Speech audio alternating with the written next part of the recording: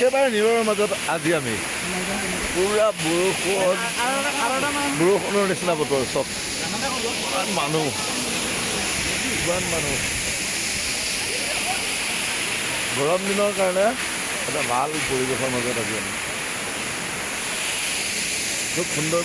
পৰিৱেশৰ মাজত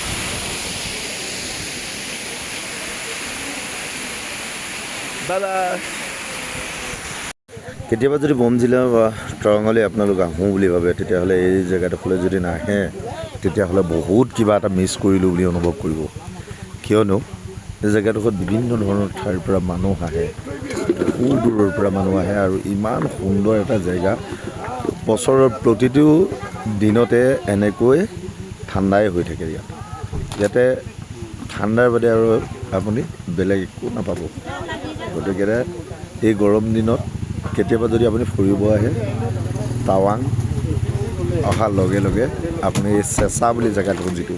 সেই জেগাটোলৈ যেনে নাহে বহুত মিছ কৰিব আপুনি বহুত বেছি মিছ কৰিব